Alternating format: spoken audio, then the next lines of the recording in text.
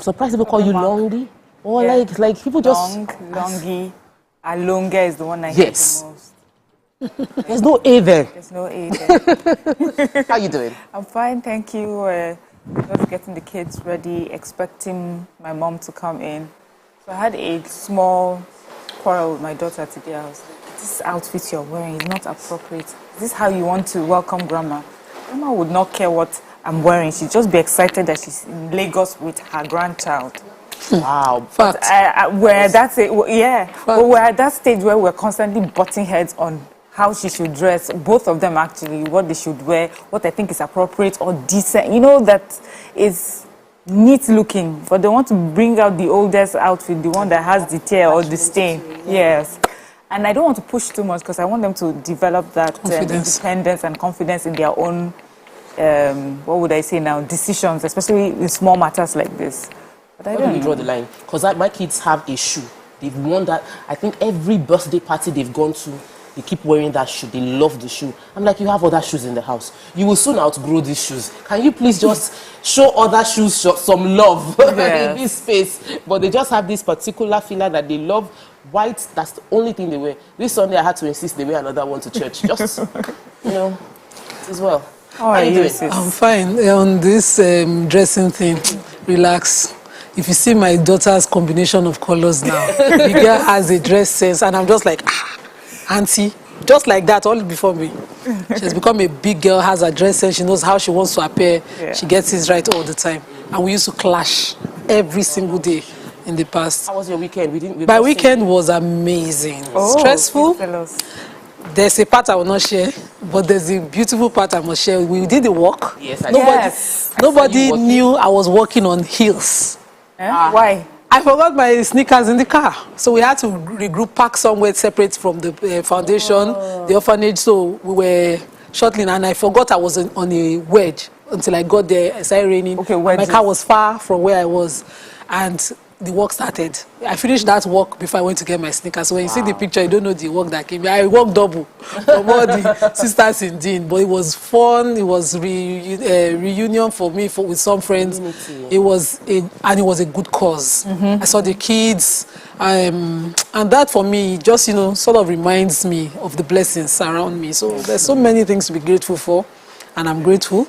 And I hope that more people will do the same. So we're trying to influence people to turn, foster a child, get the children off the street. There are too many kids on the street. And I like supporting institutional structures. Like with this one, you're supporting an orphanage, Center for Destitute Management is another institution that they need help. You can be sure that any funds going there you're supposed to go to the children. And it's so heartbreaking when you see those children. And there are many people in need of love. So let's show a little bit of love. And I know we have nice Nigerians that will be willing to do that. So check out, adopt an orphanage and support them monthly. It will go a long way. Yeah. How about you? Oh, okay. We're running out. I'm fine. I'm going to school and I have to be on the show. And I'll go to school after the show. That's the spirit of today. We'll take a quick break. When we return, we'll go through the front pages of the paper. Stay with us. We'll be right back.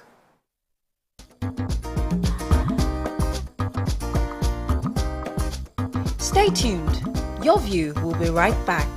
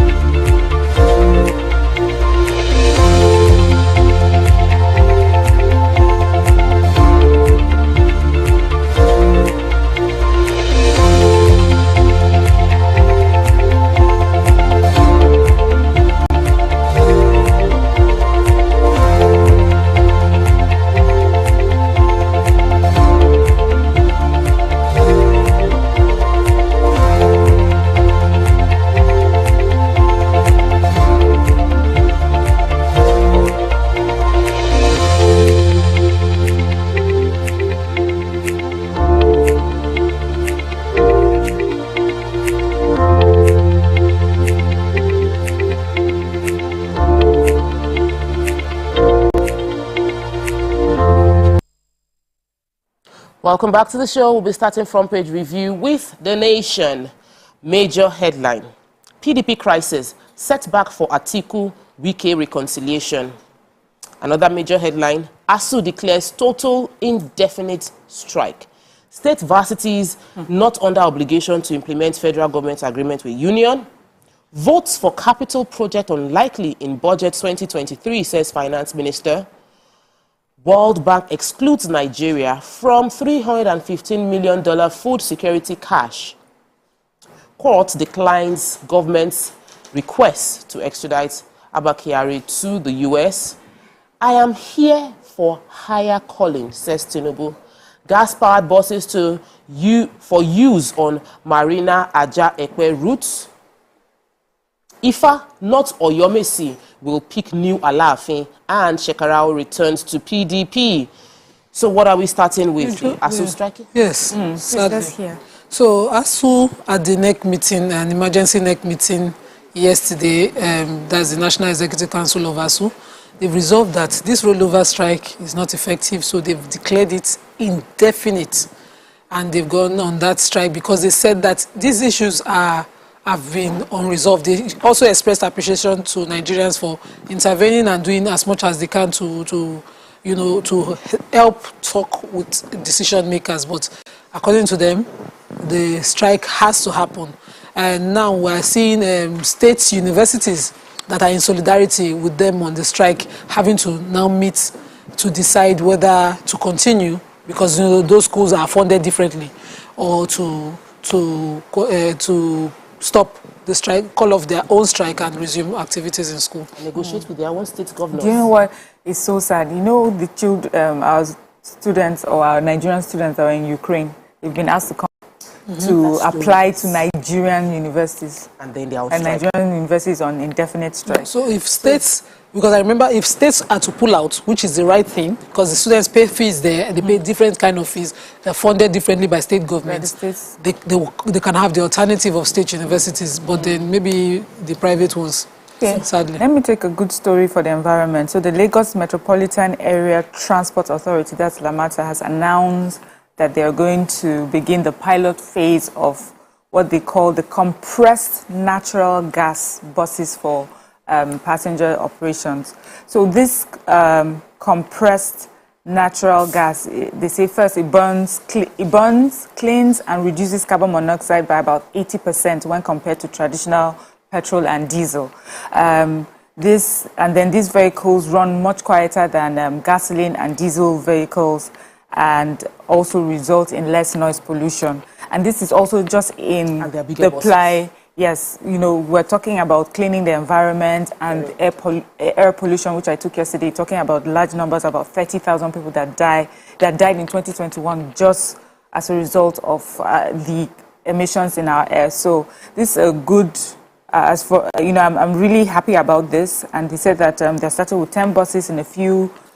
As subsequently, it will increase to about 100 high-capacity buses. Of course, the fare card to use for these buses will be the Cowrie card. And it's good. Well done, Lagos State. Okay, so quickly on the... So what's going on with Alaafin? Well, the regent, that's the person that is holding forth now, and the Basharu of Oyo, High Chief Akiade Yusuf Ayola Layinka the First, has said that contrary to all the mischief that we're reading everywhere, that the Oyomesi will choose the next Alaafin, only Ifa, the oracle, and not the member of the Oyomesi as the Oyo Traditional Council. That's not them, but the Ifa oracle will choose the next Alaafin, just to clear any doubts on that issue. So Nigerian economy is worrying.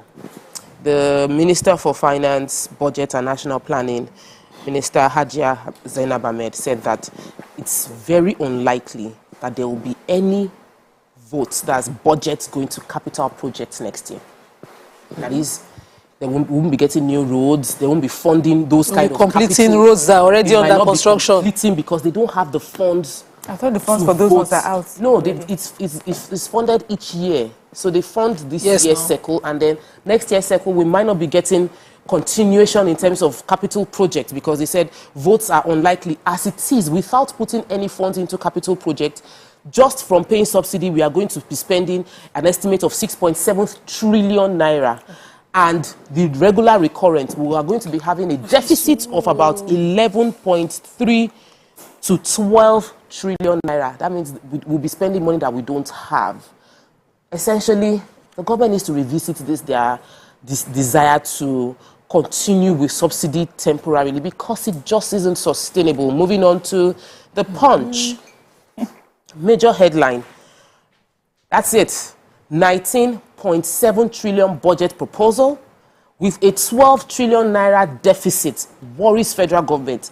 Our debts may hit 54 trillion naira. Revenue shortfall to hamper capital project funding. Federal government says insecurity threatens FDIs. So, I mean, that's foreign direct investments are not coming in because of insecurity. In other news, explosion rocks near RCCG campground. Injures 2, raises trucks. ASU declares indefinite strike, plans increased media engagement. 6 out of 10 doctors leaving Nigeria. The National Association of Registered Doctors laments. Wike vows to name candidates planning looting. Work for Atiku's victory. Shekarau urges his supporters. Court stops Kyari's U.S. extradition. Police plan fresh screening for protesting constable. Man arrested for stealing 15-year-old child in Lagos. Generator fumes allegedly kills Enugu groom wedding guest. Really sad story. Who has that story? I have the story of the wedding guest. So this is in Enugu State. The area is a community, they say Akutara village, Adani community in Uzo, Wani local government area of the state. So there was a wedding party, they all had fun at the venue, and then they moved on from the venue to the residence where this sad event happened. And overnight, you know, it's alleged by eyewitnesses that there's a generator that they kept on the veranda, which obviously is close to the windows where they were all sleeping. And they believe that they may have inhaled the fumes that came out of the generator. Yes, unfortunately, the groom passed, and there are 8 other people in hospital as of right now. Wow, such a sad story. We keep talking about these things. We need to be conscious of the air we're breathing in. Some are so used to breathing carbon monoxide, they don't even understand when it is consistent over a long period of time. This kills people. We need to be careful with generators. We'll take a quick break. When we return, we continue with Front Page Review. Please stay with us. We'll be right back.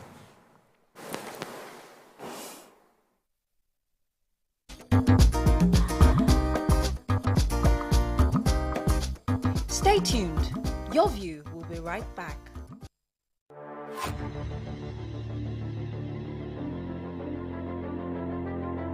At TVC Communications, we're all about our audience. Millions of viewers, listeners, and readers every day all around Nigeria. Our 2 TV stations are among the most watched in Nigeria. TVC News is our award-winning 24-hour national and international news channel headquartered here in Lagos, broadcasting live from our custom-built, state-of-the-art news headquarters. TVC, the top-rated family entertainment channel, is the place for fun, music, and information. With our breakfast show, Wake Up Nigeria, the all-female chat show, Your View, the best soaps and dramas from Nolly, Bolly, and Hollywood, music and entertainment blast, courtesy eSplash, and of course, award-winning news and current affairs. It is all here. With news bureau and studios around the country and the ability to go live anywhere, anytime, we are first for breaking news in Nigeria. Awarded the NMMA TV Station of the Year, TVC News is the station of choice for news that is first, accurate, balanced, and reliable every time. TVC and TVC News watched by over 4.5 million people in Nigeria every day on terrestrial, DTH, DTT, OTT, and available to viewers in the UK on Sky TV. Watch all of our world-class programs on TV, online, and on our app.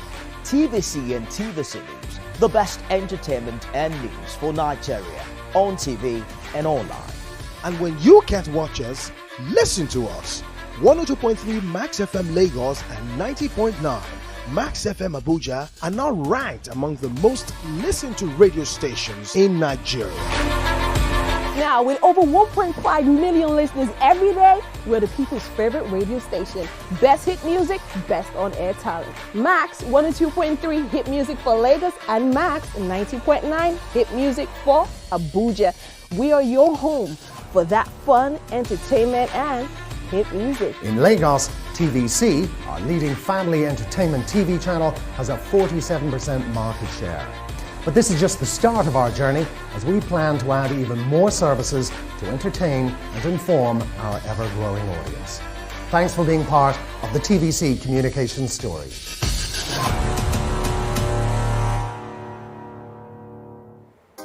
Come closer. A little bit more. Perfect. I have exciting news for you. You asked for it and you got it. Your favorite breakfast show, Your View, will be going to 2 hours. We're going to have in-depth analysis of the newspaper review and more conversations on the hot topics. The latest of Your View.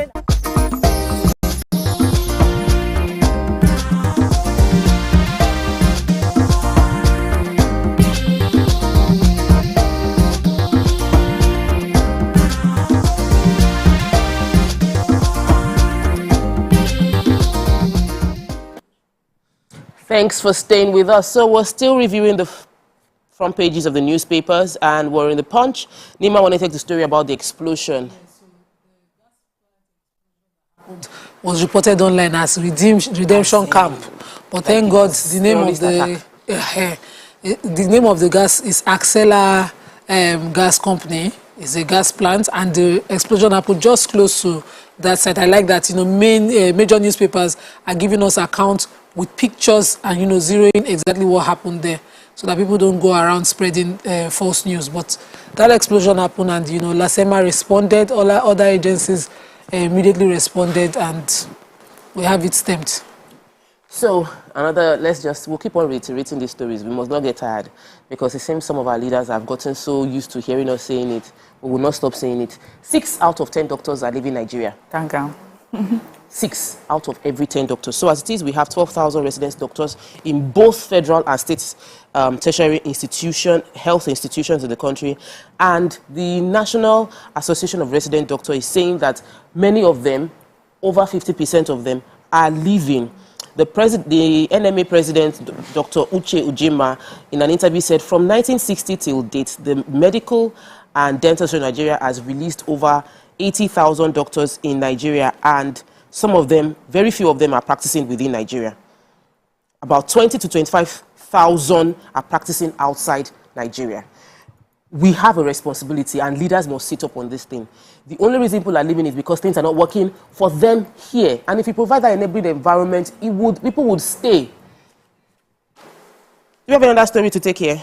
Wike.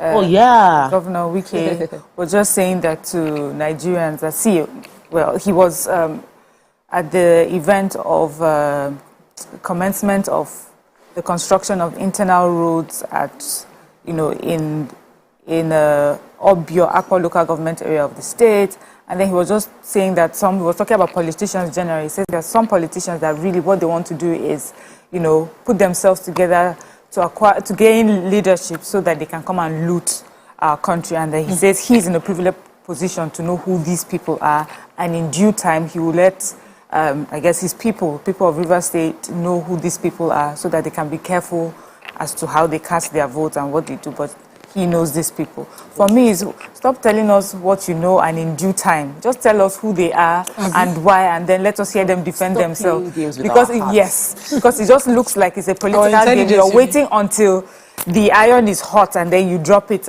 They will drop it eventually. He's bargaining with his opponent. So whoever has any skeleton will say, you're my party now, and they will come and resolve. So stop playing on our intelligence, please. If you know, say. If you don't know, if you don't want to say, keep quiet. Let's move on to Daily Sun, starting with the major headlines. Still in the news, Wike, the governor of Rivers State, Makinde Ikpeazu Otom, may lose out in PDP. Party hotheads consider pulling rugs off the governor's feet, ready to move on without Rivers governor allies. I'll expose looters. We've taken that story. Okada operators protest restriction. They cause gridlock in Ikeja. Again, ASU extends strike. We've taken that. Court rejects federal government's request to extradite Abba Kyari. We haven't taken that story. Federal government unsure of capital projects. We've taken that. PDP strength swells in Kano as Shekarau supporters join party. Heavy cash movements threaten Nigeria. That's from EFCC. Court bars Buhari, NBC from shutting down 53 broadcast stations. Obi replies Tinubu over comparison others, and IGP condemns attacks on policemen, others prosecution of offenders. So IG condemns attack on policemen and he orders prosecution of offenders. Let's start with that story. Okay, so the IG of police has directed all police commands and all formation to ensure that individuals who are in the habit of engaging in assaulting police officers in uniform are immediately, no matter what preceded that, attack, are made to face the full wrath of the law. So he says that they should be prosecuted, and he has condemned it totally. I totally agree with the IG on this one, because it really doesn't make sense to me. In the days where we can now make videos and all of that, you see videos being made of Nigerians beating up, and we're driving them by their uniform. You shouldn't do that. It's as much as we call out police officers for police brutality, we must call out the Nigerians also for brutalizing police officers as well, because you feel more powerful and you see the police officer is a smally statured person, you start beating up the person. It happened to me in the airport, and you beat up, the man just came to say, don't destroy properties, and the next day started punching the guy in the hospital. What? Need to do because of his legitimate duties. And imagine a crime happened there, you would need his help. Exactly. Other stories? Yes, other stories. So the Justice Akintayo Aluko of the Federal High Court of Lagos has stopped the federal government and NBC from revoking the licenses of 53 broadcast stations. I took this story last week, and these stations are said to have failed to renew their licenses or pay for the renewal of their licenses. So SERAP and NGE, that's Nigerian Guild of Editors, approached the courts, and the courts for them, they say that the court should, declare that what the federal government and NBC is planning on doing is illegal, and it violates the freedom of expression. Anyway, the courts have listened to them, but they've just adjourned the time that they would sit in court to discuss it till September 8th. I think that's the new date. So we'll see how this goes. But I know that on the side of SERAP and NLC also said something, and their stance is, business has been tough, pandemic has affected a lot of businesses, and so instead of shutting these broadcast stations down, instead we should be aware of our present and current economic trials. So, against the 2023 polls, EFCC is raising alarm, saying that there's a lot of money laundering going on. People are moving money in preparation for vote buying during the election, and he said that the spokesperson, the secretary for the commission, George Ekpugun, has raised this alarm. He got an MOU signed between EFCC and the NYSC. We remember that most of the ad hoc staff for the election might be NYSC officials, and he's saying that everybody must be involved. He received the Interparty Advisory Council last week, and he said he had a conversation with all the party members that a lot must be done to prevent vote buying, reduce vote buying, and that any sort of money laundering through cash disbursement will be penalized. Says we are not politicians, but we will continue to ensure that we work with the NYSC to ensure that there is credible election. With due respect to security officials, sometimes you don't see them. They can't be everywhere. So the NYSC is likely going to be everywhere during the elections, and the EFCC is going to partner with them in an MOU to ensure that they are able to be the eyes of EFCC on Ghana. When you see NYSC, you are seeing EFCC. Every NYSC official will be an EFCC ear on ground. I think that's a good move to increase the reach of the EFCC as an agency to get more information and prevent. Yeah, fantastic, but then protect the NYSC. True, stuff. That's another one. Moving on to Nigerian Tribune, major headline. As the ASU extends strike, eminent Nigerians Pandef Afenifere YCE prefer ways to end the impasse. The court stops NBC. We've taken the story. Federal government released 6.25 billion for establishment of cattle ranches in Katsina. Katsina, I wish I took that story. Over 40 million Nigerians yet to receive COVID-19 vaccines. Explosion We're taking that story. Okada riders protest in Lagos. Federal government reveals the challenges with 2023 budget. I'll expose politicians for taking that. Or your threatens. Is there any story in Tribute that we haven't taken? I think we should move on to Vanguard. Yes, please. Let's move on to Vanguard quickly. Major headline in the Vanguard. Obasanjo's presence at Wike Obi's London talks rattles Tinubu's camp. In other news, why are defected to PDP? That's from Shekarau. Whereabouts of 14,000 children in Nigeria unknown. That's from ICRC. Insecurity, citizens' wrong perception dampens morale of military. That's from the CDC. Let's take the story of the ICRC. Yes. So the International Committee of the Red Cross, marking the International Day for the Disappeared in Abuja yesterday, said that 14,000 children in Nigeria, their whereabouts are unknown. They were reported missing, but till date never found, and nobody can ascertain where they are completely. And these are based on facts and research by the ICRC. Said in Nigeria alone, over 25,000 people have been reported missing. Almost 14,000 or more than half of the missing are children. And we know that these figures include adults, but it's more alarming that the figures show that they are children. Also, the figures do a spread of or the research did a spread of how the regions are affected. But I would not like to take that in the paper. I would just like to say that more should be done, and then we should start to do communal protection of children. This belief of my children and myself alone is what is killing most of us. If you live in a community, let your neighbor know you. Let your neighbor know your child. It's a simple, no matter how high your fence is, know the next door neighbor. So when you see a child walking alone, I have this terrible habit, and it's called busybody. On my street, if I see a child walking alone, if the mother let her be down and be seeing that child, I'll keep that child in my shop till you come and carry your child. That's good, because there's a story I missed to take in the Punch, and I think it would sort of help with this story as well. So a man has been arrested for stealing a 15-year-old child in the Lagos area, actually. That 22-year-old man, Ayode had lured this 15-year-old boy away from his mother's shop, took him to an unknown destination, and dispossessed him of the ITEL phone he had on him. Luckily, a person in the community, a neighbor, just saw something and raised an alarm. And a mob actually, were about to lynch him. Luckily for him, the police got there on time to rescue him from the mob. But the police is also saying, they're grateful. The people in the community saw something, spoke up, and and that goes a long way in policing, they say. If you see so that's also something. Yes, the figures also carry about 5,200 unaccompanied children just roaming. Yeah. It's not. We need to get more civil NGOs empowered to take up the responsibility of adopting those children off the streets. I want to take the story of Okada ban. We've discussed it extensively here on the show that they are extending the Okada ban to 4 more local governments. Now the Okada riders that will be affected went on a peaceful protest to the governor's office at Lagos State, at the State Assembly House, and the spokesperson, whose name his name is Adeboyega, is the Zone S chairman of Okada riders in charge of chauffeur, Comrade Adeleke Adeboyega, aka Big Boss.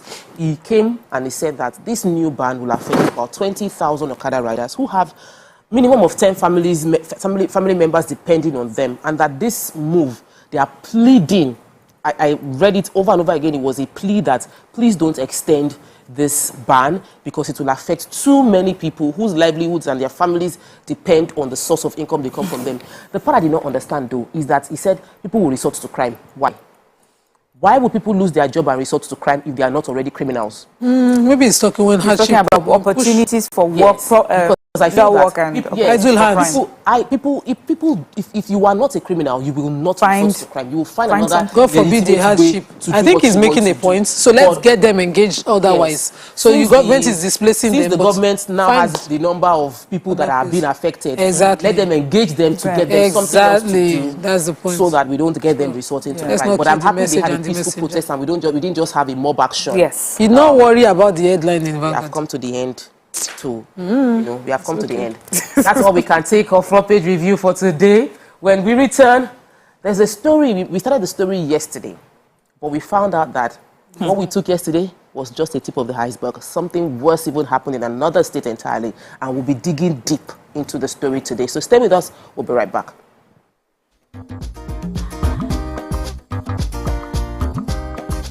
Stay tuned. Your View will be right back. Get into this beautiful pasta, chicken.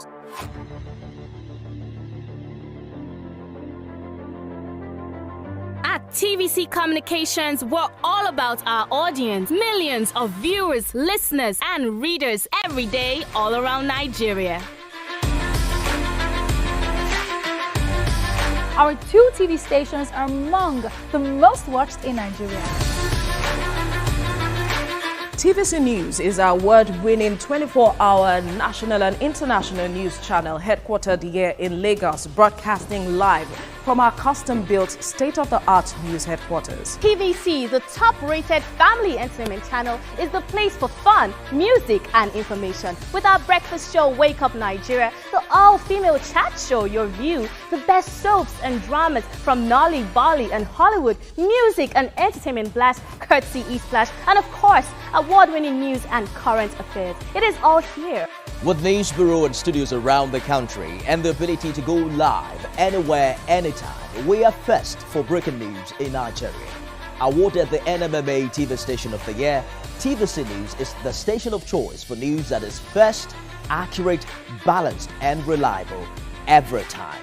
TVC and TVC News watched by over 4.5 million people in Nigeria every day on terrestrial, DTH, DTT, OTT, and available to viewers in the UK on Sky TV. Watch all of our world-class programs on TV, online, and on our app. TVC and TVC News, the best entertainment and news for Nigeria on TV and online. And when you can't watch us, listen to us. 102.3 Max FM Lagos and 90.9 Max FM Abuja are now ranked among the most listened to radio stations in Nigeria. Now, with over 1.5 million listeners every day, we're the people's favorite radio station. Best hit music, best on-air talent. Max 102.3 hit music for Lagos and Max 90.9 hit music for Abuja. We are your home for that fun, entertainment, and hit music. In Lagos, TVC, our leading family entertainment TV channel, has a 47% market share. But this is just the start of our journey, as we plan to add even more services to entertain and inform our ever-growing audience. Thanks for being part of the TVC Communications story.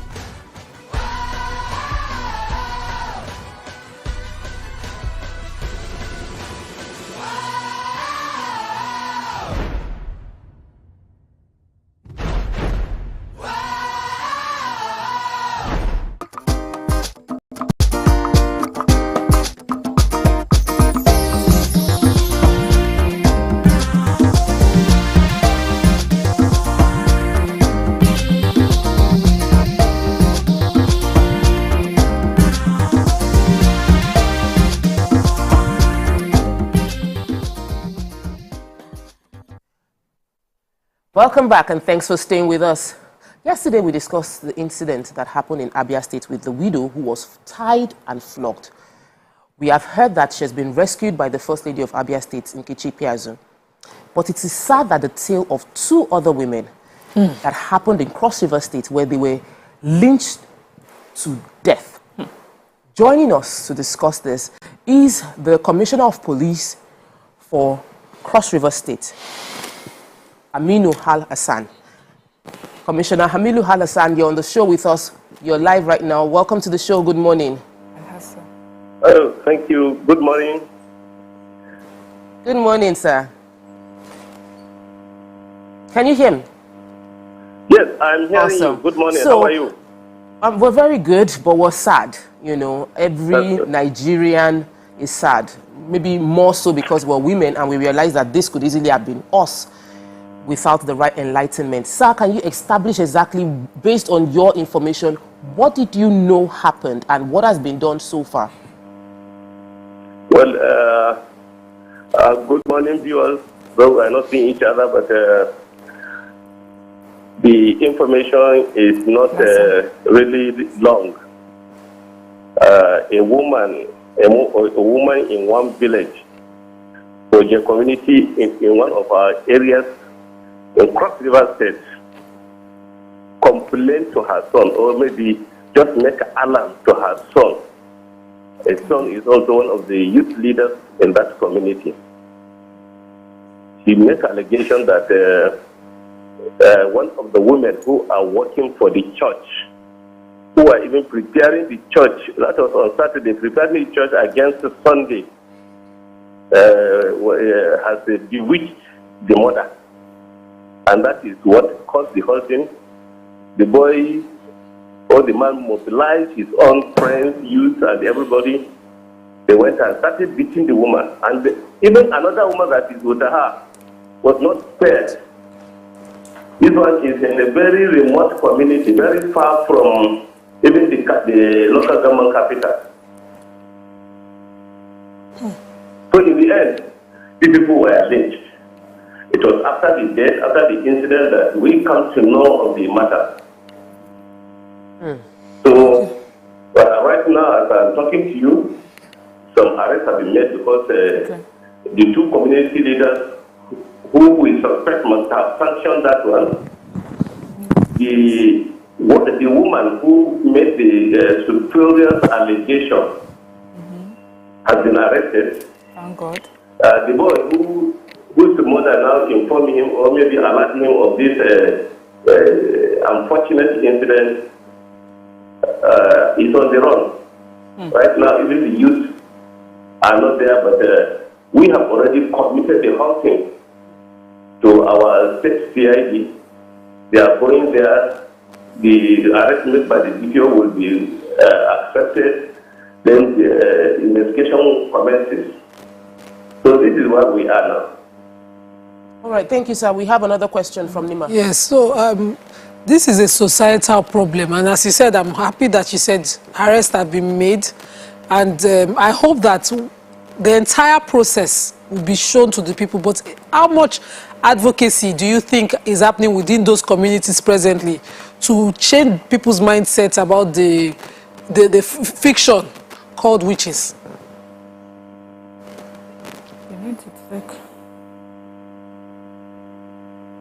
Did you hear the question, sir? No, the thing is off air. Please let me hear the part of it. Okay. So Nima was asking that what advocacy is going on ground concerning how to deal, because it's a thing that has happened. Enlighten people. Yes, enlighten people about this thing called witchcraft and how we're dealing with it.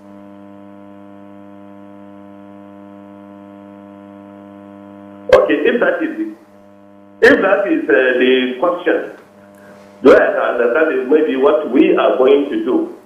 Because right now, we on our own here now in the state, we are working with many NGOs who are furthering the cause of women, and we are working with them in a way that all the people that are involved in this matter, if this one will be the first time something like this will be taken, we will do it to the logical conclusion.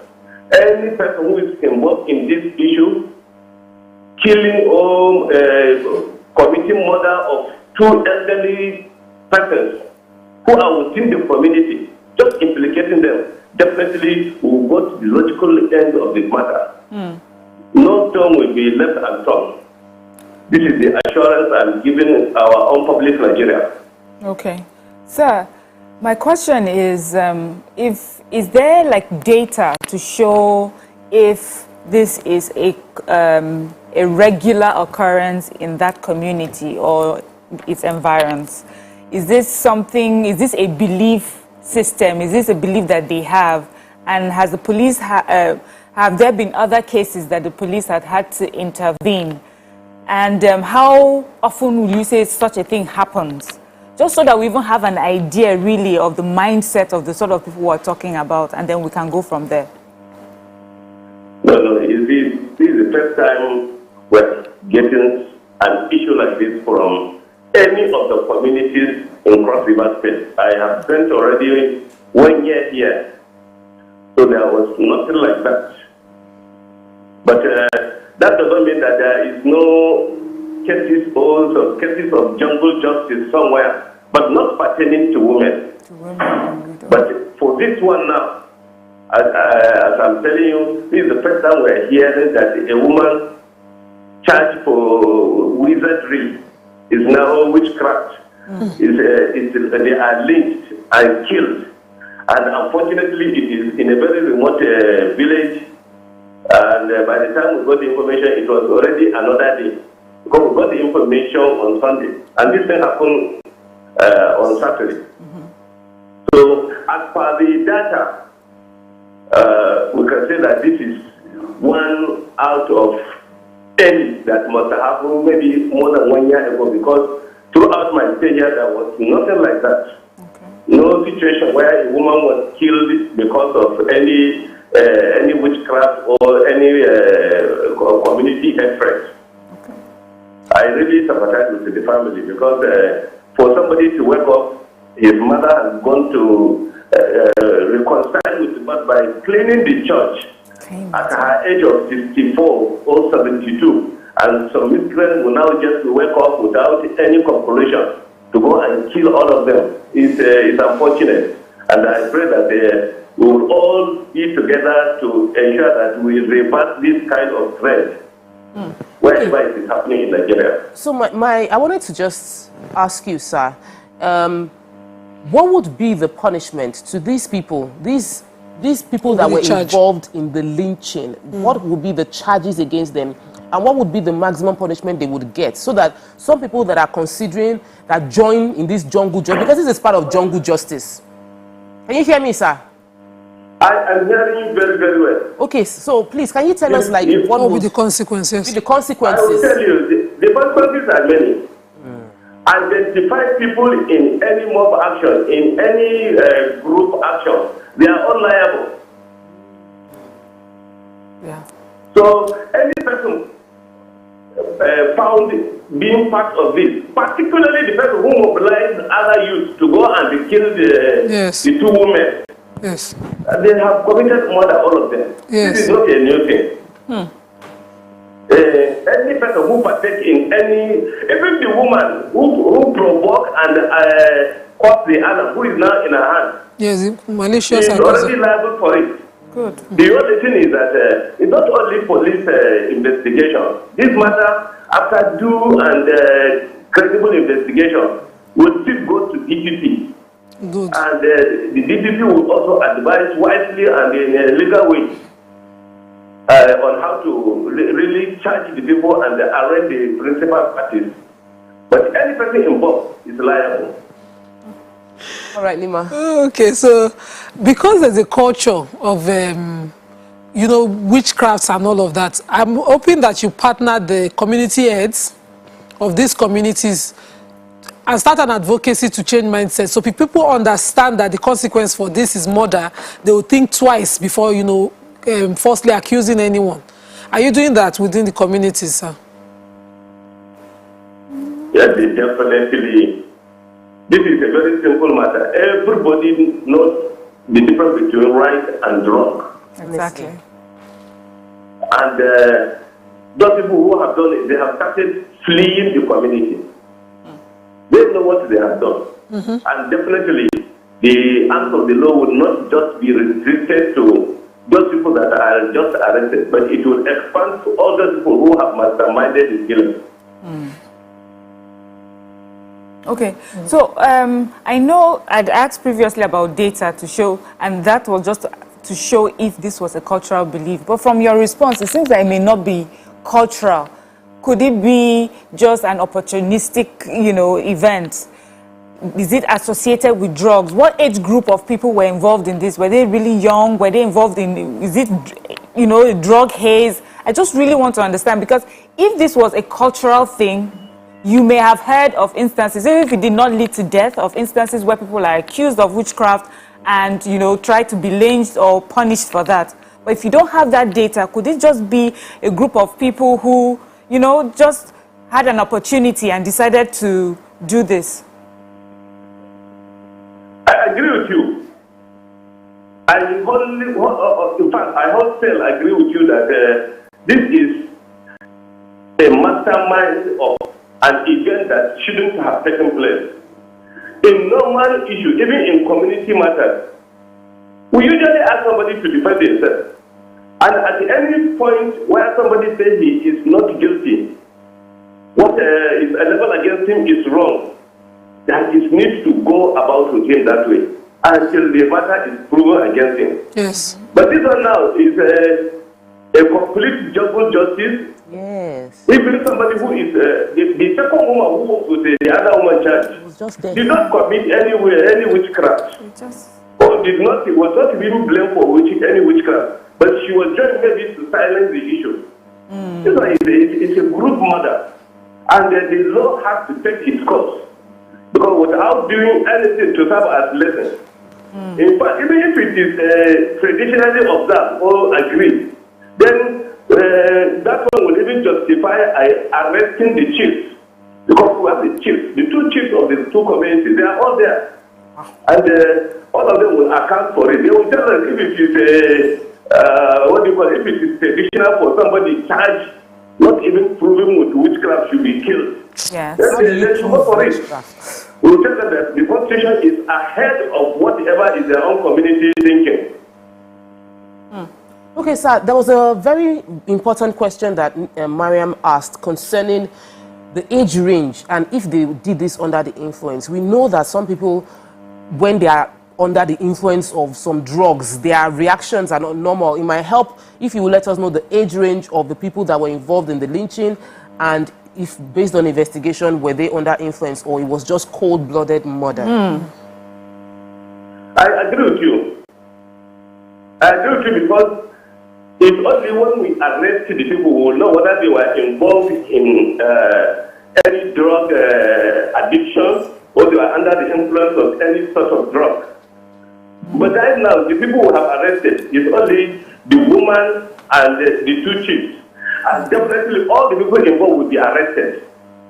As I'm talking to you, the team has already left.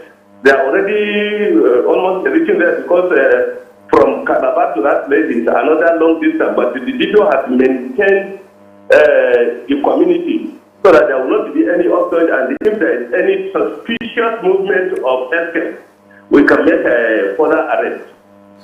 But as I'm talking to you now, all is going well. Okay. We have to do our work. We have to display what we can do to ensure that similar incidents of this matter will not take place again. And any person who is saying, he will know that what has happened to the other people who have done it before. Thank you so much, sir. It was nice having the Commissioner for Police for Cross River State, Commissioner Aminu Hassan. Thank you so much. You gave us a major important information, which is that if you're involved in lynching, you're a murderer. Everyone involved in mob action are murderers, and they will be facing the justice system. We'll take a quick break. When we return, we'll still stay in this conversation, but we'll be releasing the Commissioner and bringing in another guest from Cross River State to talk more. Stay with us. We'll be right back.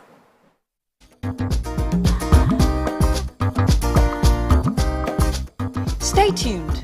Your View will be right back.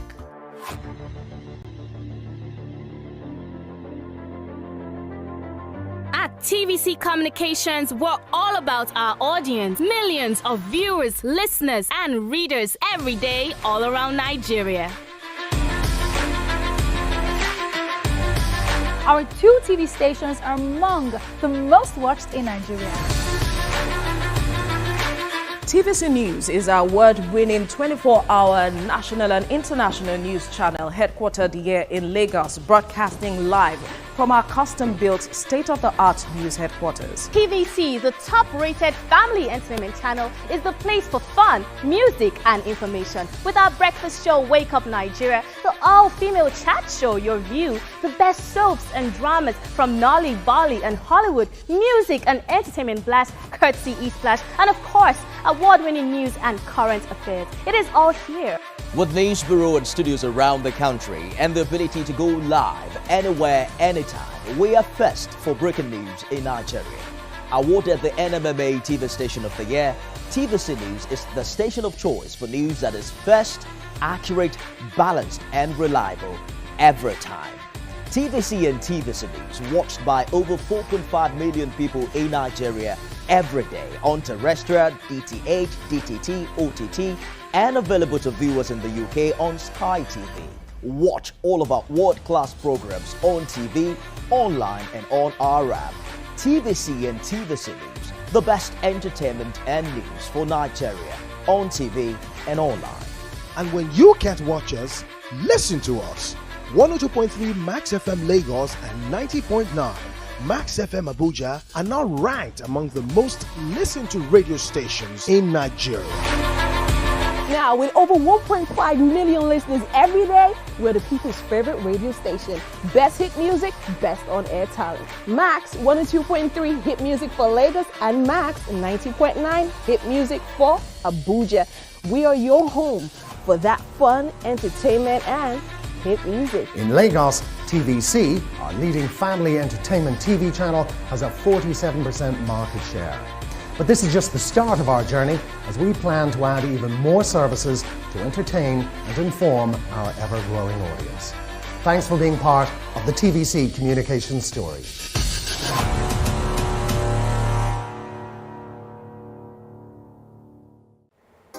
Come closer. A little bit more. Perfect. I have exciting news for you. You asked for it and you got it. Your favorite breakfast show, Your View, will be going to 2 hours. We're going to have in-depth analysis of the newspaper review and more conversations on the hot topics. The ladies of Your View and I will be stirring up our guests to get in-depth into all the various topics, and you, our viewers, will have the opportunity to call in and share your views. After all, it's Your View. Join us on Your View, 9 a.m. to 11 a.m. for a fantastic conversation. Don't miss it.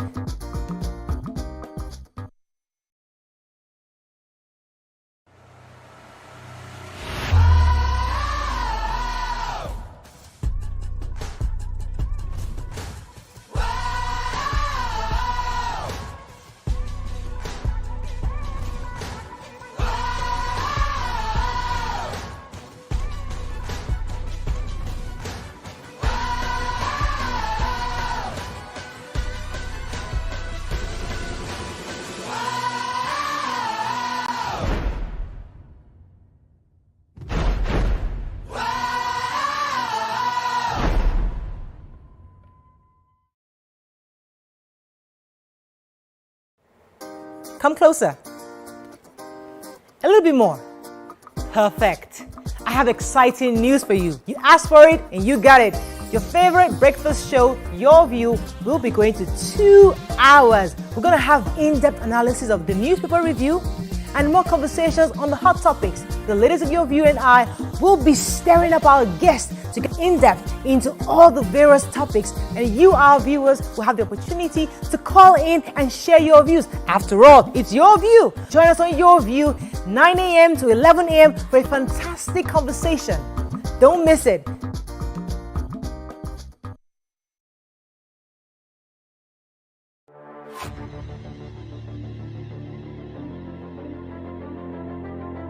At TVC Communications, we're all about our audience. Millions of viewers, listeners, and readers every day all around Nigeria. Our 2 TV stations are among the most watched in Nigeria. TVC News is our award-winning 24-hour national and international news channel headquartered here in Lagos, broadcasting live from our custom-built state-of-the-art news headquarters. TVC, the top-rated family entertainment channel, is the place for fun, music, and information. With our breakfast show, Wake Up Nigeria, the all-female chat show, Your View, the best soaps and dramas from Nolly, Bali, and Hollywood, music and entertainment blast, courtesy E-Splash, and of course, award-winning news and current affairs. It is all here. With news bureau and studios around the country and the ability to go live anywhere, anytime, we are first for breaking news in Nigeria. Awarded the NMMA TV Station of the Year, TVC News is the station of choice for news that is first, accurate, balanced, and reliable every time. TVC and TVC News watched by over 4.5 million people in Nigeria every day on terrestrial, DTH, DTT, OTT, and available to viewers in the UK on Sky TV. Watch all of our world-class programs on TV, online, and on our app. TVC and TVC News, the best entertainment and news for Nigeria on TV and online. And when you can't watch us, listen to us. 102.3 Max FM Lagos and 90.9 Max FM Abuja are now ranked among the most listened to radio stations in Nigeria. Now, with over 1.5 million listeners every day, we're the people's favorite radio station. Best hit music, best on-air talent. Max 102.3 hit music for Lagos and Max 90.9 hit music for Abuja. We are your home for that fun, entertainment, and hit music. In Lagos, TVC, our leading family entertainment TV channel, has a 47% market share. But this is just the start of our journey, as we plan to add even more services to entertain and inform our ever-growing audience. Thanks for being part of the TVC communications story.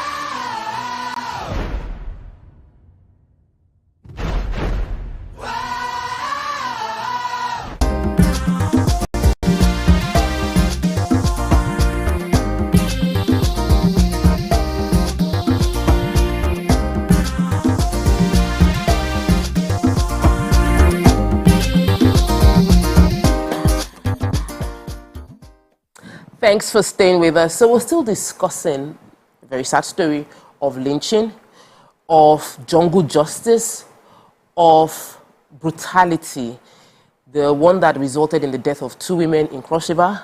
And now we're going back to what we discussed yesterday in Abia, where someone accused another person of being a witch and then she got beaten. We have with us to join the conversation a member of the House of Representatives, Abia State, and is also the spokesperson for the House of Rep, Honorable Benjamin Kalu. Welcome to the show. Good morning, sir. Thank you very much for having me, and I'm glad to be here. Okay, so yesterday we discussed this situation. We discussed this particular situation, and it was worrisome that this is still happening. You know, we were all shocked, like, in Nigeria, someone is, in 2022, someone is accused of witchcraft and the person gets beaten. And we found out that this happened in your constituency. Please, what was your first reaction to that video? Yeah, when I got that video, like, you know, I'm not in the country at the moment. I'm in faraway Sydney, Australia. When I got the video, I didn't believe it, actually, because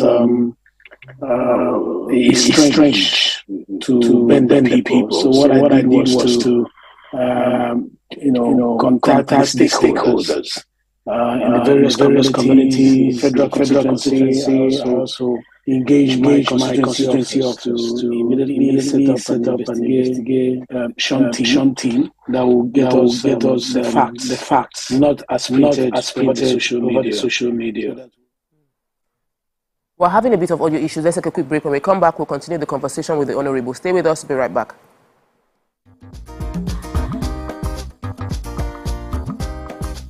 Stay tuned.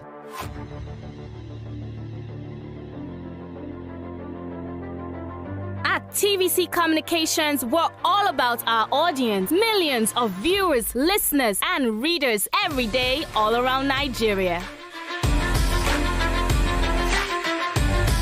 Our 2 TV stations are among the most watched in Nigeria. TVC News is our award-winning 24-hour national and international news channel headquartered here in Lagos, broadcasting live from our custom-built state-of-the-art news headquarters. TVC, the top-rated family entertainment channel, is the place for fun, music, and information. With our breakfast show, Wake Up Nigeria, the all-female chat show, Your View, the best soaps and dramas from Nolly, Bali, and Hollywood, music and entertainment blast, courtesy E-Splash, and of course, award-winning news and current affairs. It is all here. With news bureau and studios around the country and the ability to go live anywhere, anytime, we are first for breaking news in Nigeria. Awarded the NMMA TV Station of the Year, TVC News is the station of choice for news that is first, accurate, balanced, and reliable every time. TVC and TVC News watched by over 4.5 million people in Nigeria every day on terrestrial, DTH, DTT, OTT, and available to viewers in the UK on Sky TV. Watch all of our world-class programs on TV, online, and on our app. TVC and TVC News, the best entertainment and news for Nigeria on TV and online. And when you can't watch us, listen to us. 102.3 Max FM Lagos and 90.9 Max FM Abuja are now ranked among the most listened to radio stations in Nigeria. Now, with over 1.5 million listeners every day, we're the people's favorite radio station. Best hit music, best on-air talent. Max 102.3 hit music for Lagos and Max 90.9 hit music for Abuja. We are your home for that fun, entertainment, and hit music. In Lagos, TVC, our leading family entertainment TV channel, has a 47% market share. But this is just the start of our journey as we plan to add even more services to entertain and inform our ever-growing audience. Thanks for being part of the TVC communication story.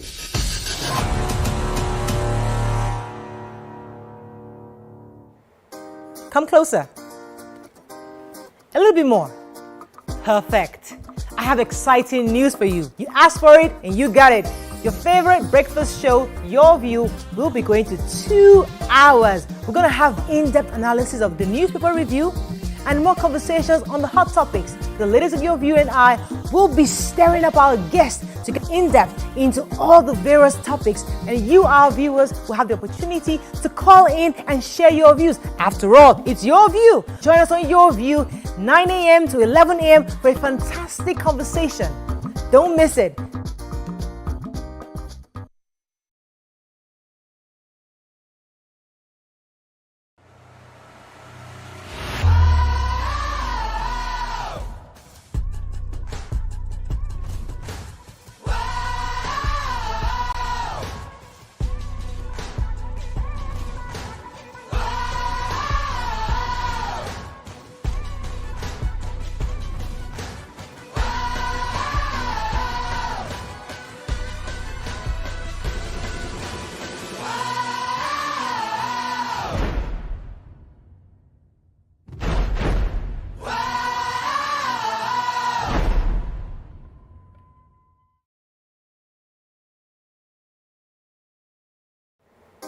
Come closer.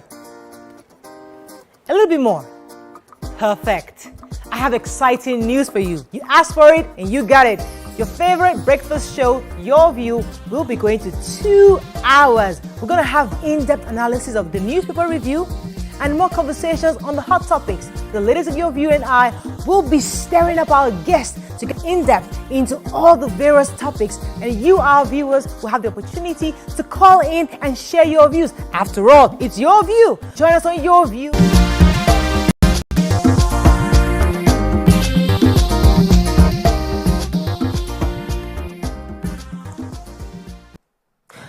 Welcome back and thanks for staying with us. Sadly, technical issues, we can't hear from Honorable Benjamin Kalu. But the issues are still valid, and the little we heard from him was that he was already talking to stakeholders to see how the culture can be dealt with, the culture of believing that you can accuse somebody and without following any official rule of the land, the person can be sentenced to beating or to be stripped naked. We've seen all sorts. They will either strip the person naked or they beat the person up, or there's just some embarrassing local punishment without any verdict. Nobody hearing the other side of the victim in the situation. Nima wasn't here yesterday, so I want to hear from you. What do you think? Okay, so when I saw this story online, it provoked a lot of emotions in me, knowing a bit of African history. So in those days, people who had special skills were being killed in the West, in Europe. If you had any scientific background, you were called a witch. And they had different methods of dealing with witches there. So it's not new to Africans. But here, those who had special skills, healing skills, we revered. Suddenly, religion came. And to force people to accept the new ways, we demonized everything that was ours. So we're used to people wearing our native attires in our communities. In Benin, you will see them in the marketplace. It's either you greet them or you pass. There's nobody disturbing your religion. And suddenly, the so-called clerics needed to drive home messages. And so they would act it out. They would demonize everything African. And I'm saying this here with all sense of carefulness, so that nobody misunderstands that I'm supporting something that is strange to my faith. But these are true facts. Clerics do it all the way till date. When they come in, to make their market sell, you need to create a fear in people, and you have to find a victim. We had the Akwa Ibom episodes of children being made victims, where you just look at a small, innocent, defenseless child, say this speaking, I wish, and the mother who birthed that child for years will not only abandon. We had the 9 inches nail story then back in NTA. We had different stories. We had the child who just suffered loss of both parents being accused. We had this history. I had friends who were called Eniola based on some background history of how. So a woman who dies at childbirth, the child is victimized. We had this so many. And sometimes when people have Chinese blues and they say they are in spirit, the person that they are accusing never gets to defend themselves. This danger. That was how my question kept happening on advocacy. And I'm surprised that the CP in Cross River says it's the first time he's seen it. So maybe because of his background, he's not from Cross River. And I don't think an average Cross River will tell me that they've not heard of witches and false accusations. Being lynched, yeah. It's not the first time. But it might not be often. It might not even be coming. It might not be a frequent occurrence. He was talking also from the past as a police officer. So most times they don't even get out. Thank God for social media today. We have these stories that are being shared, but so they didn't used to get out. Marriages are broken. Families have scattered because, for God forbid, a mother is having menopausal hormonal issues, thyroid issues, and she's acting in a way that is difficult for people to understand. Her own children, not strangers, will condemn that woman. Some people will see vision and say, it's your mother that is behind. And your mother, my people will say now, your mother that look at you from small, when she could have stamped you, snuffed life out of you, she didn't do it. But now that you're an adult, you refuse to take responsibility for your decisions in life and own your own life. You start to blame. It's your mother. You know, these things, this name calling, these false accusations, we need to deal more seriously. What we have just seen, I saw the video, and I took my time to watch the video of that woman being beaten. Not one in a community. So you have a problem here. A problem of intelligence, or maybe that of fear as well. So maybe one person can even question that, but he doesn't want to join because see the case of Cross River, the woman who decided to show mercy was killed along with the woman accused. We need to deal with this from society up, and it should be from local governments, state governments, and leave federal government totally out of this. It is custom. It belongs to some cultures. Still talking about the Abia situation, we have the police spokesperson, Abia State Command, Godfrey Ugbona, who will be joining us to shed more light on what happened in Abia State and what is being done to prevent further occurrence. Good morning, sir. Hello, good morning. Sir, we discussed this issue yesterday. We have discussed a bit again today, and our conversation is just, it's appalling to believe it's still happening, but they did. Where someone is accused of witchcraft and jungle justice was meted out on the person in form of beating. We've had jungle justice meted out in form of lynching. We've had jungle justice meted out in form of being stripped naked and made to walk around the market made square. To drink corpse water. Or made to drink all sorts of things. So my question to you, sir, is based on your what has been done concerning this situation in Abia State? We know that they said the First Lady of Abia has stepped into the situation. What is the update concerning this situation in Abia? Thank you so much. First and foremost, any action of jungle justice is condemnable.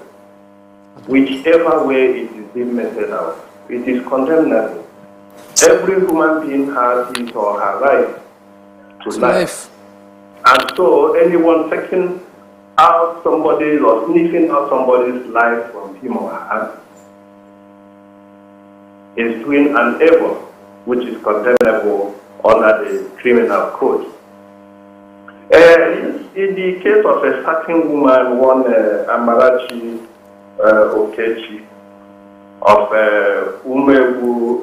Amebu Autonomous Community in the local government area of the state, has been alleged of witchcraft. Truly, what really transpired, though this matter has not been officially reported to the police, but from the news making the rounds, she is being suspected that she was responsible for the death of her husband through witchcraft. And the youth of the community now gathered and picked up this woman, held her, and subjected her to some barbaric conditions, like tying her hands to her back and flogging her mercilessly, losing sight of the fact that she is a mother to some people. But to the glory of God, that woman has been rescued and taken to the hospital where she is receiving treatment. It took a whole lot of intervention from well-meaning Abians, including the wife of the State Governor, Dr. Mrs. Nkechi Bazo, to get this woman out. As I am speaking, even the member representing that area in the House of Assembly went there himself with others to dialogue with those people so that they can release her for her to take medication in order not to lose her life. They held her, wanting her to reverse whatever thing she has gone to a native doctor to do, which took away the life of her husband. And they're also suspecting that she's responsible for the death of some other people. But all these are things we are hearing. It's only when the members of the family come to the police station today, as they promised, that we will get to know the true facts and know the possible way to go about it. CP, sir, there's also the culture of swearing oaths. Spokesperson. Okay, sorry, the spokesperson of Abia State Police Command. So there's also the culture of swearing oaths where a woman is accused and she has to come and clear her name traditionally. And you know, they have substances they mix where they are compelled to drink. What would be the consequence where a woman's life is taken because of the substance she was compelled to swallow to declare, to establish her innocence culturally? You see, all these things are not acceptable by the Constitution of our country. But I know that different or several communities and people have their diverse cultures and traditions. But in this recent time, there has been a campaign against all these situations where not only women are being subjected to one form of torture or the other, or barbaric acts in order to clear him or herself over one deed done to another. Okay, so what would you say are the challenges that, you know, the communities or the police advocacy groups are facing in trying to enlighten people? Because there has to have been a job done up until 2022. So what is it that why is it hard to help to enlighten people to a different way, to say a different way of handling things?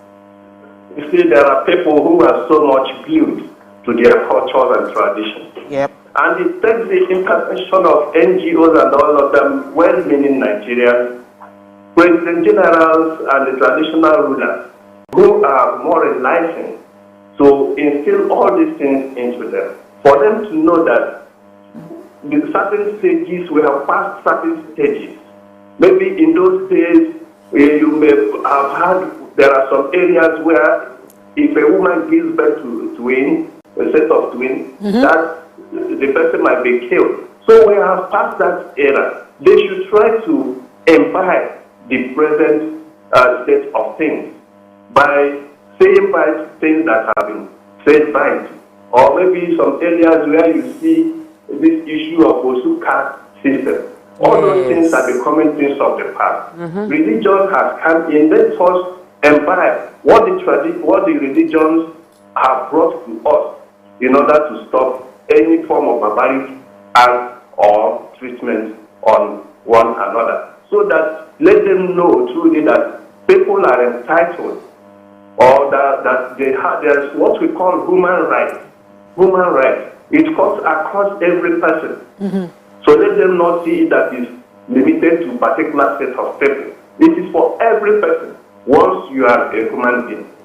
So, because you raised the issue of religion now, what will you say about religious inciting of, you know, the accusations in the first place, where a cleric, so-called, is the one accusing a family member of being at fault or being responsible for the travails or trials that one of their family members is going through, just to win them into his fold or her fold, and then starts that inciting treatment? Let me even add to that. That is why we want people against accepting religions that, even though they're entitled to, you are entitled to whatever thing you want to worship. But you look well before you live. Because I know there are certain people in certain religions that incite all these things. But let them know that dialogue, call whoever that you feel has erred. Let the person clear him or herself, giving fair hearing, not just trying to intimidate, subjecting that person to any form of ill treatment. Yes. Instead of doing that. There are many ways, like this issue now of rescuing this woman, it took dialogue. It took dialogue to rescue her. So dialogue goes a long way in resolving some issues. So I wanted to harp a bit on Nima's question, in that if a religious leader, a community person, in the case of this story, a fellow housewife, a fellow wife married into the family, points accusing finger, and then it leads to lynching or jungle justice, or some form of barbaric activity against the victim, what will be the action carried? What will be the case against the person who incited it? So whether it's a religious leader or any individual, or a family member, you pointed finger and the person ended up dead. What will happen to the person assaulted? There are what we call parties to an offense. Parties to an offense. If there is any such thing, all the people who are responsible, who played one role or the other in the commission of that act, will have their own cases to answer. So the best thing is for all and sundry to avoid anything capable of resulting in such jungle justice. Okay, so that brings relief to us. So I would like to know, in this case in Abia State, how many arrests have been made by the police on this issue? I told you that today the people are coming to report officially to the police. It is the reports they will give to us that will help us to know how to go about the people that committed the act. Okay. All right, we'll take a quick break. When we return, we'll still continue with this conversation, and we'll be having the Honorable back on the show. So stay with us. We'll be right back. Okay.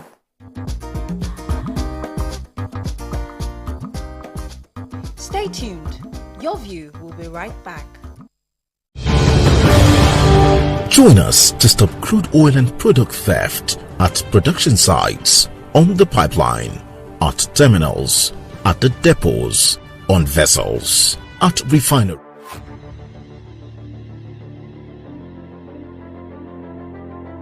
At TVC Communications, we're all about our audience. Millions of viewers, listeners, and readers every day all around Nigeria. Our 2 TV stations are among the most watched in Nigeria. TVC News is our award-winning 24-hour national and international news channel headquartered here in Lagos, broadcasting live from our custom-built state-of-the-art news headquarters. TVC, the top-rated family entertainment channel, is the place for fun, music, and information. With our breakfast show, Wake Up Nigeria, the all-female chat show, Your View, the best soaps and dramas from Nolly, Bali, and Hollywood, music and entertainment blast, courtesy E-Splash, and of course, award-winning news and current affairs. It is all here. With news bureau and studios around the country and the ability to go live anywhere, anytime, we are first for breaking news in Nigeria. Awarded the NMMA TV Station of the Year, TVC News is the station of choice for news that is first, accurate, balanced, and reliable every time. TVC and TVC News watched by over 4.5 million people in Nigeria every day on terrestrial, DTH, DTT, OTT, and available to viewers in the UK on Sky TV. Watch all of our world-class programs on TV, online, and on our app. TVC and TVC News, the best entertainment and news for Nigeria on TV and online. And when you can't watch us, listen to us. 102.3 Max FM Lagos and 90.9 Max FM Abuja are now ranked among the most listened to radio stations in Nigeria. Now, with over 1.5 million listeners every day, we're the people's favorite radio station. Best hit music, best on-air talent. Max 102.3 hit music for Lagos and Max 90.9 hit music for Abuja.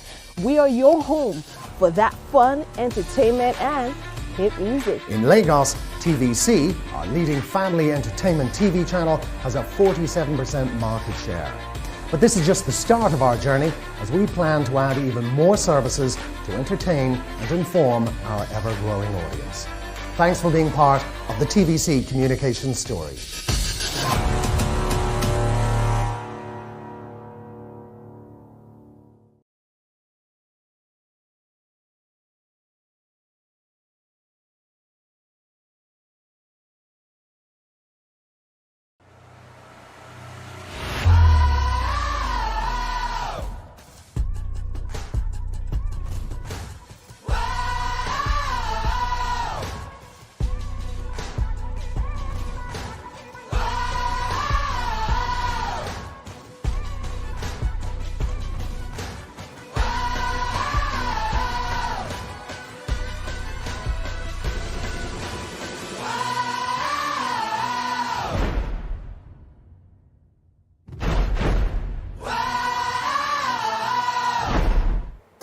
Come closer. A little bit more. Perfect. I have exciting news for you. You asked for it and you got it. Your favorite breakfast show, Your View, will be going to 2 hours. We're going to have in-depth analysis of the newspaper review and more conversations on the hot topics. The ladies of Your View and I will be stirring up our guests to get in-depth into all the various topics, and you, our viewers, will have the opportunity to call in and share your views. After all, it's your view. Join us on Your View, 9 a.m. to 11 a.m. for a fantastic conversation.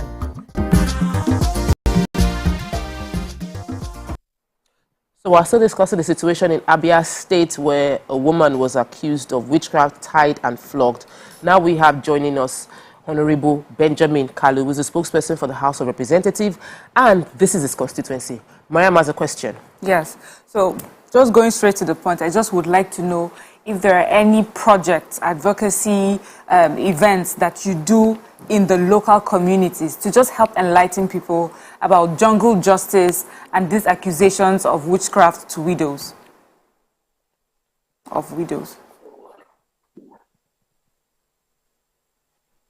So he didn't hear me. Did you hear the question, sir? Yes, thank you very much for having me. Just Friday, last week, my office, through the constituency office in Bende, organized a women empowerment program that also brought in men and youths together to educate them on some of these issues, on our culture. And we use Nigeria Institute of Cultural Orientation, NICO, to do that. And some of the focus we had was the issues also that bordered on gender violence. You know, when we talk about gendered violence, many people often think that it has to be as a result of intimate partner violence or sexual assault and all the rest of them. But women, as we all have seen, can also be the focus of communal violence, especially when they are perceived to have gone beyond or transgressed social or moral boundaries. And if you check very well, this violence against women in many places around the world, they continue to include brutal assault, torture, murder of these women who are mostly accused of witchcraft and sorcery. And, you know, some interrogations that they pass through that end up bringing out information seem to be, confession, oftentimes are not done in line with the best practices in the world, especially with regards to the right of these women. So when I heard of this happening in my constituency, I was touched. Though I'm far away in Australia at the moment, we tried to get the relevant officers in my constituency office to reach out to find out what is going on. I've been briefed this morning, just like the spokesperson of the police in Abia State said. The member representing the South State constituency briefed me this morning, and he was hands-on. He visited the site. He tried to speak to them. I've also engaged with the women leaders of that community. I've also tried to reach out to the President General of the community and a lot of other stakeholders from around there who are prominent citizens of this country, not just Abia State. And all of us frowned at that barbaric outing. No matter what it is, you know, we can always allow moral entrepreneurs, you know, who are individuals or group of individuals or formal organization within the society, especially in the rural areas, to influence groups to adopt or maintain norms, you know, altering the boundaries of altruism, deviance, duty, or compassion. And, you know, when they now come together, they begin to lead the leveling of a particular behavior and spreading what you might call a deviant behavior, what is not a deviant behavior. And witchcraft happens to be one of the easiest that people lay hands on. I have never seen it in Bende, federal constituency. And I'm not just a representative that grew outside Bende. I grew up in Bende, and I know the culture of Bende people. Picking up people and beating them up or murdering them or doing this kind of, violence against women. It's not what we are used to in the name of witchcraft. We have, even if it's a local issue, we have an adjudication process that the elders are invited to be involved. And it's not the issue. When I watched the video, I saw mainly youths who are concerned youths who felt that there is a breach of what's supposed to be their norms. And it is not for them to take laws into their hands, like also the spokesperson of the police have said. We frown at that. There are elders at home. Those elders are the ones who are supposed to intervene and make certain inquiries, and it takes a process for you to get to the point of saying you are actually ostracizing that particular individual, or asking him to go on air side or her to go on air side. And oftentimes it's not even the him, it's the she. Most of the time the women suffer. And some of us who are totally he for she, we are totally against this kind of outing, and we are condemning it.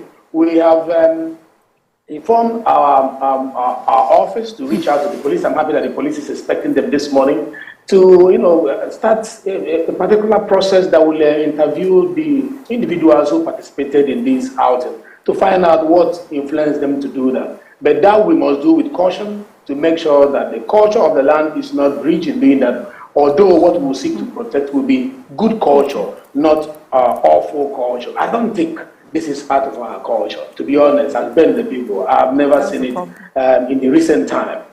So it's strange to us. But we'll see what we do about it. And I want to thank also the wife of the governor of the state, who also stood up immediately and started doing something about it. That is what leadership is all about. And all the women leaders are also rallying around this lady and the other woman, another lady that is sick, that she was being accused as being the cause of the sickness, and that she confessed to that. Confession could be gotten through a crude means. We are going to look into such, verify, that investigate that kind of confession to know whether it was coerced, whether it was under duress and all that. At the end of the day, we know justice is going to be done. But in Bende, we are not going to encourage this kind of barbaric outing because we are advancing as a society. This is not the kind of cultures we want to sustain, if it is a culture, but I doubt it is.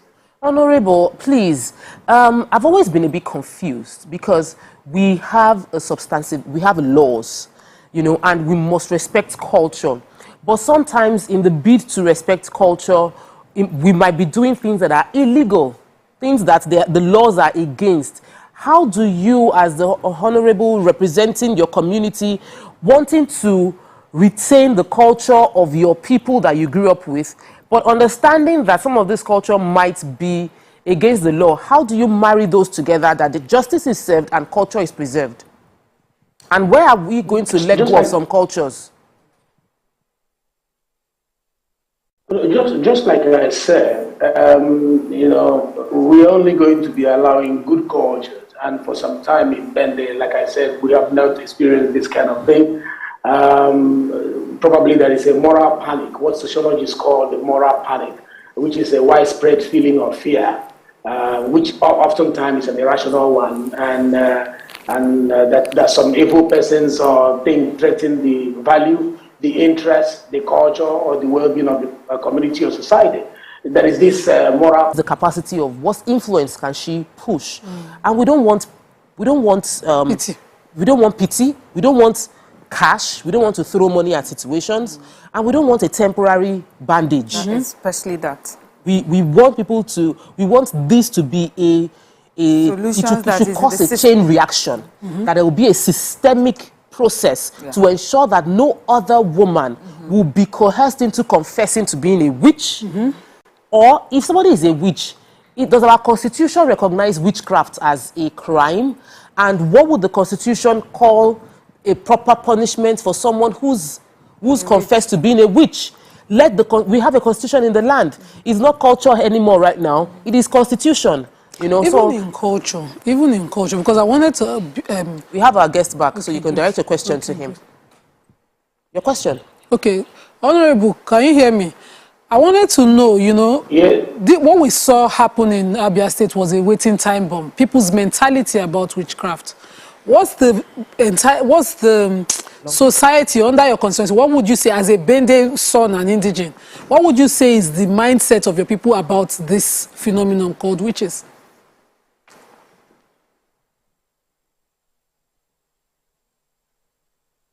The mindset of the people I've interviewed, if you can hear me, they are against this kind of inhuman treatment to women. We are proud of our women, we love our women, and we always seek to preserve our women, and our culture preserves our women. Our culture protects our women. So it is a deviant outing for women to be beaten mercilessly, publicly, the way we saw it. It's embarrassing to all of us. Honorable. We're not going to take it lying down because we have laws in this country. We don't need to make any new law. The law is against inhuman treatment. So we're looking at prevention. So we are going to activate the... We're looking at preventing things like this. So my question is the mindset of the people. So it will be damaging. It will be a bandage approach. If the First Lady herself believes that, you know, some women are witches, and then she's intervening in this incident itself. I'll take your comments after the human this treatment phone is bad, but then the phenomenon is fiction. Yeah, so let's take a phone call. We have Olariwaju who's called in from London. When we get Olariwaju's opinion, then we go back to the Honorable to answer the question Nima raised. Olariwaju, welcome to the show. Hello, good morning, ladies. Good morning. Yeah. You know, there's something I just want people to realize, that there's something called dementia. That dementia makes people to say whatever they don't do. Thank you. You know, and in Nigeria, they don't realize that. Oh, because she said it, she confessed. But she's not saying it. It's a clear mental issue. Yeah, where people don't realize. And then another thing that I've seen in Nigeria, you know, there's people that they've got both men and women's organs.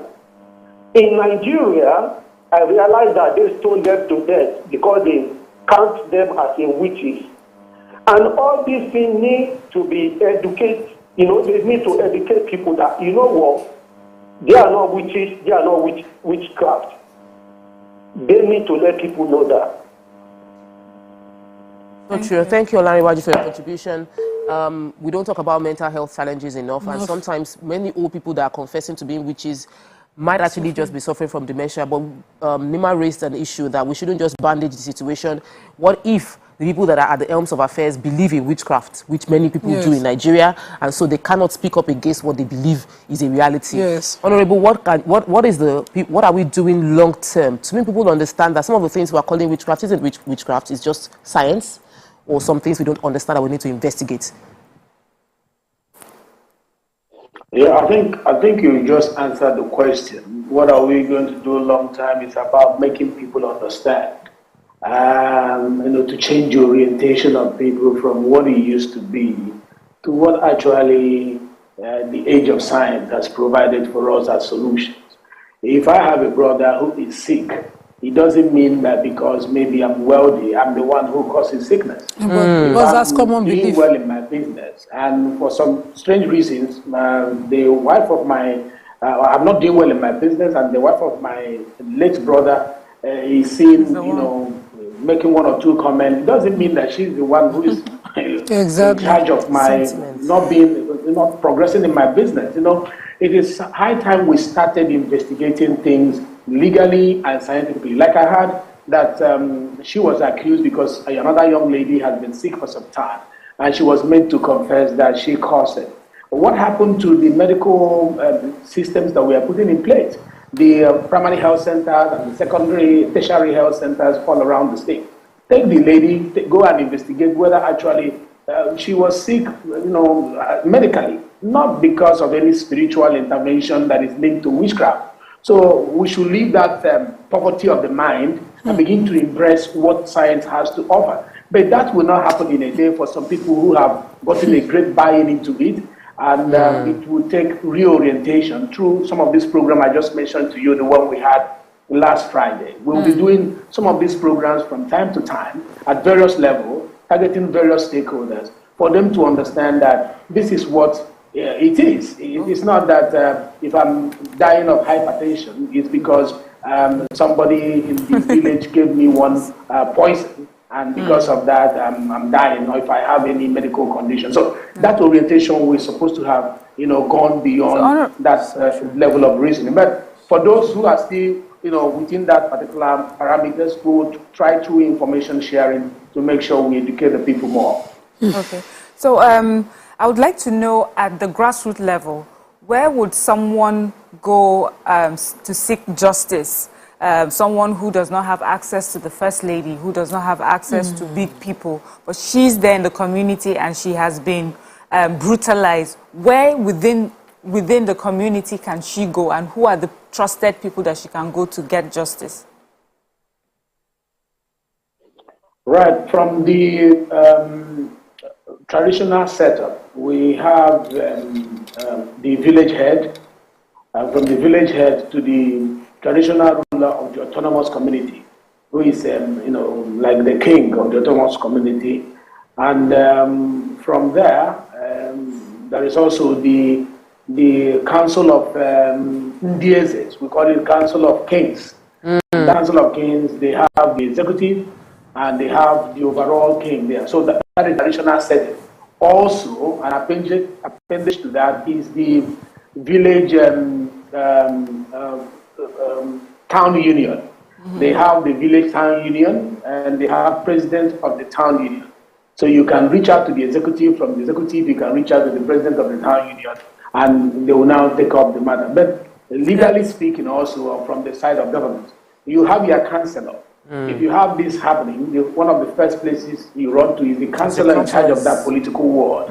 That councillor will now present it before the local government, the local government chairman, and the executive in the local government for them to activate other structures that will help deliver justice. And you have the House of Assembly member also, who in this case have been handled. I must give it to him. He's not a member of my party, he's of the PDP, but I like the way he has given his intervention on this issue. And he has, shown a participatory observation and interest in the whole process. And he's giving me first-hand information. If I was in Nigeria, I was supposed to also fly in to see what is going on. But he has bridged the gap so well. So the House of Assembly member can also come on board because he's representing that particular area and can also liaise with the local government chairman, and together they can present it to the State Executive Council, the Commissioner of Police, and all that. So that's how we can progress in the organigram of the leadership of the communities. Thank you so much. Let's take Victoria, who's called in from Misolo. Victoria, welcome to the show. Good morning. Sorry we kept you waiting. Welcome to the show. I want to contribute to this witchcraft of the thing. I was a victim of it. When my husband died. You see, yes, I was a victim of being the person that killed my husband. Wow. Many people don't like seeing husband and wife being in unity, or they don't see them quarreling, talking themselves. So each and every one of them have their mindset about you. Either they say people one thing or the other. So when such a thing happens, unfortunately, if your husband dies, what will happen? They will not blame the ghost sickness on you. Whereas you are very, very innocent. But when they did that to me, I stood my ground. I didn't bother. It was somebody who called in the police that I don't even know. Then this woman is innocent. And most of the villagers came around. I was even young. I only married for 10 years. I have, they wanted to, particularly it happens where there is poverty in the family. They want to intimidate the woman to inherit whatever, so that the woman will not even be ready to listen to care. They want to intimidate the woman, and they will drive the woman away, so that the children will not even go anything about their father. So what I'm trying to say is that the tradition is not true. It's not a tradition. It's wickedness. Yes. Man is humanity to man. Yes. That is what I want to Thank you so much for your contribution. Thank you. Because I have my own financial family. One thing with women is that women should be financially independent. If not, they will face anything if their husband is depending on the level of education of the family she's married into. Thank you. Honestly, I love Victoria's contribution. It's apt. This is wickedness. Simple. And this is an economic fight as well. So sometimes the accusation is based on the fact that you want to be able to drive the woman and her children out so you can take over whatever is left. So there's an economic part, and then there's pure wickedness involved as well.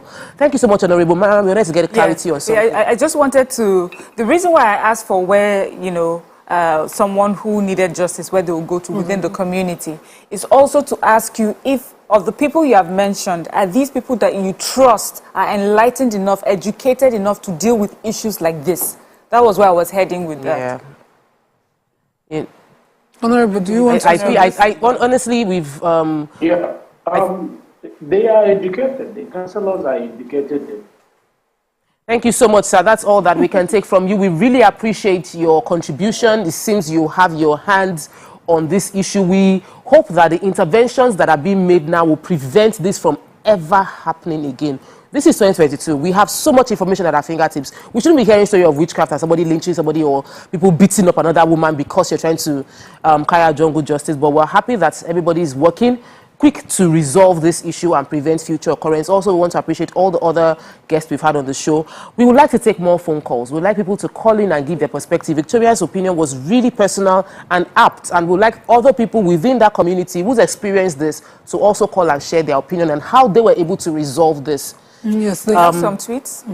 Yes. Bill Case says this is just insane. Government shouldn't turn a blind eye to these cultural issues because it could degenerate into a snowball of crisis across the states. In this age, some people have turned to witch catchers, taking law into their own hands. That's so barbaric. America says everyone involved in this act should be made to face the law, something you can't prove. It's in the same Abia that family claimed the belongings of relatives irrespective of his marital status. So you see the case where persons are accused just to gain access to property. You know, somebody sent me a message and said that he does not agree with what the Honorable said, that the Honorable said that it doesn't happen, they appreciate women. That's not true. That what he knows about Abia is not that they appreciate women. So I guess... He's saying that, yes, it's a problem of mindset. The belief in witchcraft is fueled by exaggerated tales of what witches do, if they exist, are capable of. The imported religions have helped, but they've also worsened the situation because you have the wrong person interpreting the books and trying to create this savior salvation mentality. And for me, I think the way to solve this is not to pretend that we don't know these beliefs exist, but to have to work with the stakeholders, those traditional rulers on ground, and open their eyes to how we can deal with this in a sane way, in a better way, and they should understand the consequences and repercussions of jungle justice. There's also this... Unscripted says, I once saw a video of a young man beating up his mother because a man of God, a God of man, said she is a witch responsible for his poverty. He said, I remember that I have watched this in Nollywood movies also. Now, wow, which is a place of Nollywood movie. But we have a phone call. Welcome to the show. Good morning. Everybody. Hassan, welcome to the show. This is a very serious matter. Serious. It is. I'm neither here, not there. You see, this issue of jungle justice, it has to do with this justice delayed, justice denied. People are losing confidence in our justice system. That is why you see people taking laws into their hands. That's number one. Number two, you see this issue of women being victimized or what have you. I don't want us to engage in this issue to hit up the politics.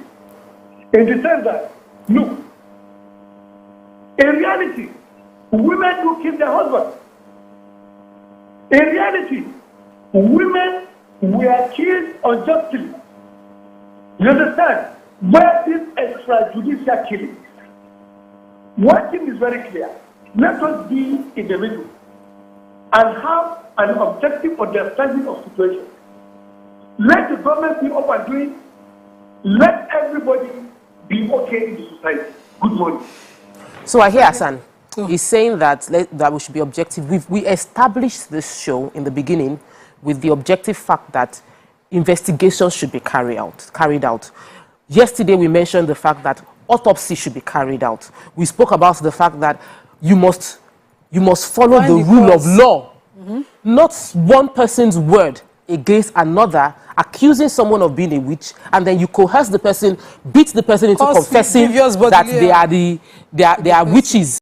And that was why we asked, what exactly... It's not a witch. It's not witchcraft if a woman poisons her husband. If a woman poisons her husband, she's a criminal. She's a murderer, not a witch. So let us let us not label criminality in some under spiritual jargons. Because you water down the seriousness of the crime. So even as I would say here, would agree here that, you know, just labeling, just the fact that a woman killed her husband and labeling of witches, even if they establish it, it doesn't mean that the village people should take the law into their hands. And, you know, and deal with that woman. That woman should have a day in court. Fair hearing, what it does is that you establish every doubt as to any form of injustice and everybody goes home happy. Exactly. That's the most possible thing. I wanted to address another form of... Welcome to the show. Good morning, Adewusi. Come back to you. Abi? Yes. I'm very happy to get you people today. Good to have you. This topic you are discussing is very, very important and very sensitive. Very, very important and very, very sensitive. The issue here is this. If you accuse me of witchcraft and I have power to do and undo, before you lay hand on me to kill me, I will have do something. That is number one. Number two is this. This kind of thing called witch and witchcraft. In Britain, if you remember, if I will tell you correctly, every August, these people come together to celebrate. People go there to eat, drink, and wine with them. They don't kill anybody. They don't do anything to anybody. In our society, we should talk to our, like one of you mentioned, I don't know the person, whether it's Nema or Miriam. I've said that our cleric people are contributing to this thing. Look, let us be sincere with ourselves. Have they ever caught somebody in the act of witchcraft or wizard? So done this order. Please, we should try and educate ourselves. Killing people unjustly, teaching people unjustly is very, very wrong and it's barbaric. Thank you so much. We're completely out of time. Just 1 second. So there's also the belief of certain disabilities. So a dwarf, an albino, these cultural beliefs around innocent human beings for the way their nature is wrong. So this advocacy is beyond. We need to change mindsets. It's been an amazing show. And I think that we take this responsibility very seriously on Your View to reorientate people and change the way we think. Culture evolves, and I'm happy that all the callers we had, as well as the stakeholders from the House of Representative member, as well as the commissioners for police in Cross River and Abia State, reiterate the importance of education and pushing the right narrative. Jungle justice is wickedness. Let the justice system follow, let the rule of law be followed to the letter. If you find yourself seeing something wrong in your community, say something, report to your local councillor, know the name of your councillor, and we hope that we will never hear this kind of things happening again. Thank you, ladies. We'll see you tomorrow. Bye.